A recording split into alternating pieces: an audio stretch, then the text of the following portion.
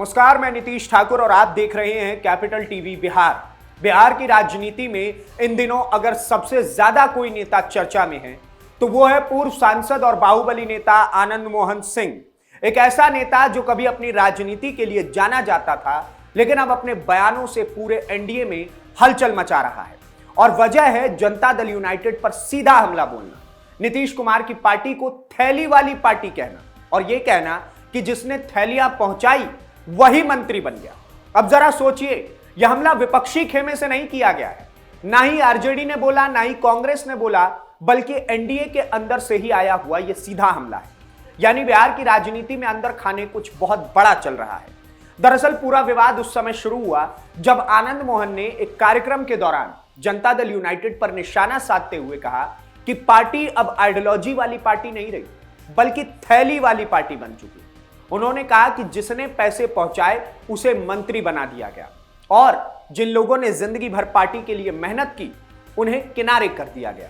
अब यह बयान कोई छोटा बयान तो था नहीं, क्योंकि आनंद मोहन सिंह बिहार की राजनीति में सिर्फ एक पॉलिटिशियन नहीं है, बल्कि एक बड़ा सोशल पॉलिटिकल इन्फ्लुएंस माने जाते हैं। उनके समर्थकों की संख्या आज भी बड़ी है और यही वजह है कि जब वो बोलते हैं तो बिहार की राजनीति में हलचल तो तेज हो ही जाती है। बुधवार शाम जब आनंद मोहन सिंह दिल्ली से पटना पहुंचे तो पत्रकारों ने उनसे उनके बयान को लेकर के सवाल किया। पूछा गया कि जेडीयू के नेता आपके खिलाफ प्रतिक्रियाएं दे रहे, तो आनंद मोहन ने बिना रुके जवाब दिया। हर भौंकने वाले का जवाब आनंद मोहन सिंह देता नहीं है। अब यह लाइन बिहार की राजनीति में आग की तरफ फैल गई, क्योंकि यह सिर्फ नाराजगी नहीं थी, ओपन चैलेंज था लेशी सिंह जैसे नेताओं के लिए। आनंद मोहन ने साफ कहा कि मैं जो बोलता हूं सोच समझ करके बोलता हूं और जो बोल देता हूं उसमें फिर बदलने की कोई गुंजाइश नहीं होती, यानी ना माफी, ना सफाई और ना ही बैकफुट। और फिर उन्होंने वो लाइन बोली जिसने जनता दल यूनाइटेड के अंदर की बेचैनी को बढ़ा करके रख दिया। उन्होंने कहा, जिन बेईमान लोगों ने नीतीश कुमार की जिंदगी भर की तपस्या पर पानी फेर दिया वो जनता दल यूनाइटेड को छोड़ दे। अब जरा समझिए, यह हमला सीधे तौर पर जेडीयू के अंदर बैठे हुए कुछ नेताओं पर था।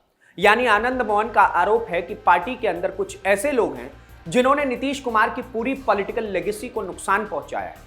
और यही नहीं, आनंद मोहन ने यह भी कहा कि नीतीश कुमार को जिंदा दफन कर दिया गया है। अब बिहार की राजनीति में इससे बड़ा हमला शायद ही कोई हो सकता है, क्योंकि एक तरफ जनता दल यूनाइटेड और एनडीए ये दिखाने की कोशिश कर रही है कि सब कुछ स्टेबल है, सब चंगा सी। वहीं दूसरी तरफ आनंद मोहन जैसे नेता बार बार ये संकेत दे रहे हैं कि अंदर कुछ भी ठीक नहीं चल रहा है।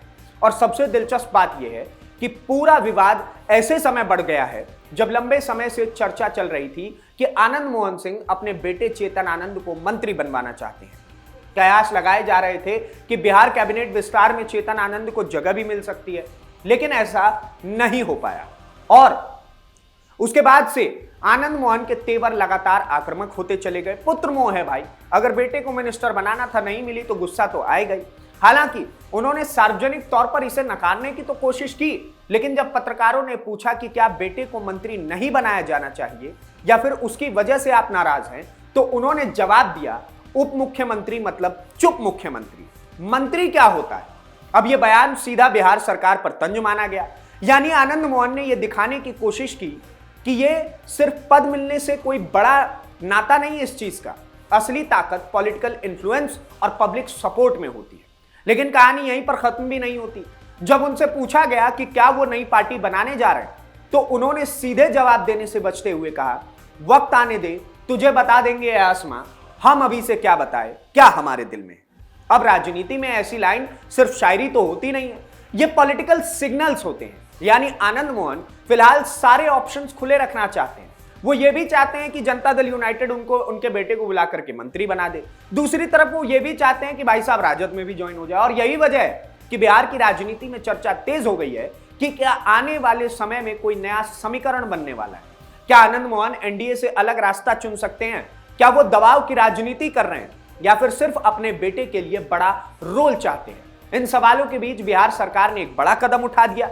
राज्य स्तरीय कार्यक्रम कार्यान्वयन समिति का पुनर्गठन कर दिया गया और उसमें चेतन आनंद को जगह भी दे दी गई।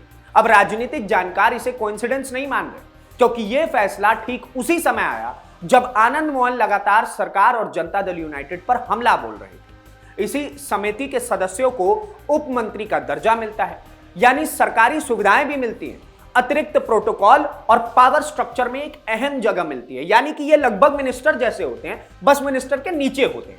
हालांकि ये कैबिनेट मंत्री जैसा पद नहीं है, लेकिन इसे पॉलिटिकल बैलेंसिंग मूव जरूर माना जा रहा है। यानी सरकार शायद ये मैसेज देना चाहती है कि चेतन आनंद को पूरी तरीके से इग्नोर नहीं किया गया है। लेकिन सवाल यही है कि क्या इससे आनंद मोहन शांत हो पाएंगे? फिलहाल तो ऐसा बिल्कुल भी नहीं दिख रहा है, क्योंकि जिस तरह की भाषा का वो इस्तेमाल कर रहे हैं मीडिया के सामने, उससे साफ दिखता है कि मामला सिर्फ एक पद भर का नहीं है। ये ईगो, इन्फ्लुएंस, रिलेवेंस और फ्यूचर पॉलिटिक्स की लड़ाई बन चुकी है।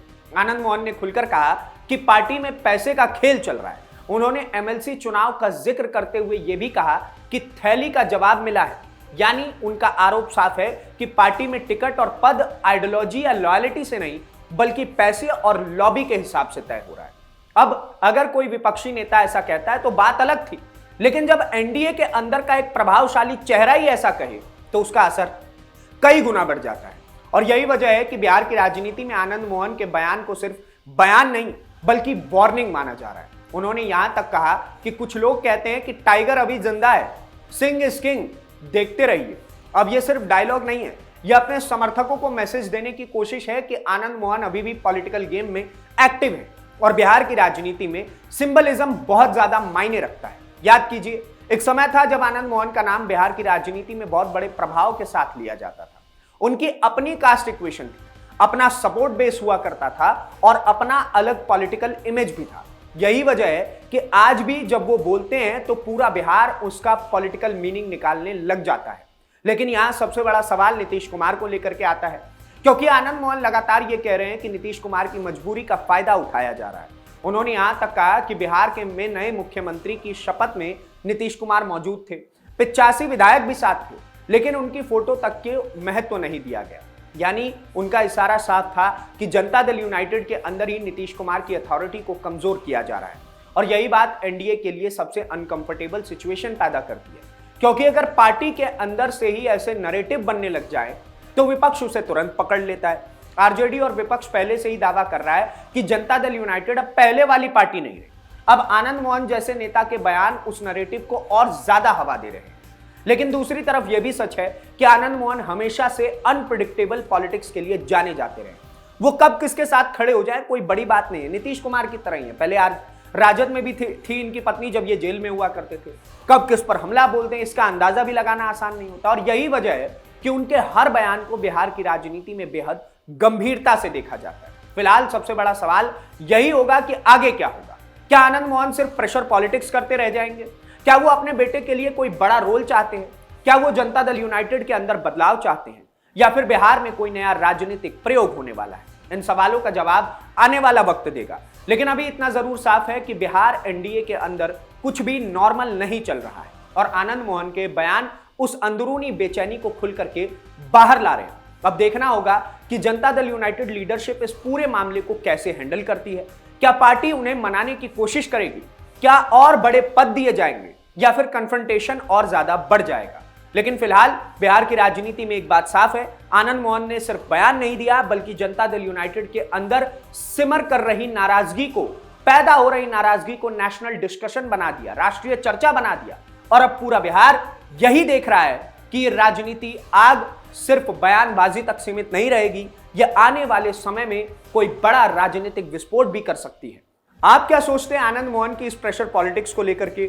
वो जिस प्रकार से अपने बच्चे को एक अलग ही दिशा देने का प्रयास कर रहे हैं, वो चाहते हैं कि उनका बेटा मंत्री पद पर जाकर के बैठे, लेकिन वो पॉलिटिकल इक्वेशंस को नहीं समझ रहे हैं। पुत्र मोह में बिल्कुल बेचैन होकर के किसी भी प्रकार से जनता दल यूनाइटेड, नीतीश कुमार और एनडीए के अंदर एक गहमा गहमी की सिचुएशन पैदा करना चाहते हैं। इन सारी चीजों को लेकर के हमें कमेंट बॉक्स में जरूर बताइए। और आपको क्या लगता है, तेजस्वी यादव इस मुद्दे को भुना करके आनंद मोहन को अपने साथ में ला पाएंगे?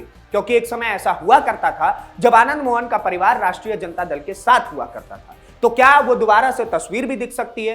क्या आनंद मोहन अपनी भाषा का गरिमा रख पाएंगे या फिर नहीं? क्योंकि लेशी सिंह जैसी मंत्रियों ने जब आनंद मोहन के खिलाफ कई बयान दिए हैं, उन्होंने कहा है कि इस प्रकार की भाषा का प्रयोग आनंद मोहन को नहीं करना चाहिए, और उसके बावजूद भी वो कह रहे हैं कि उन्हें भौंकने दीजिए, मुझे कोई फर्क नहीं पड़ता, तो इस प्रकार के लैंग्वेजेस को क्या वो संभाल पाएंगे? क्या बिहार की राजनीति में कोई बड़ा विस्फोट देखने को मिलेगा? क्या आनंद मोहन के बेटे चेतन आनंद को मंत्री पद किसी भी तरीके से एडजस्ट करके मिल पाएगा भी या फिर नहीं? हमें ये सब कुछ कमेंट बॉक्स में बताइए और इस प्रकार के और वीडियोस को देखने के लिए कैपिटल टीवी बिहार को सब्सक्राइब कीजिए। धन्यवाद, नमस्कार, जय हिंद, जय बिहार।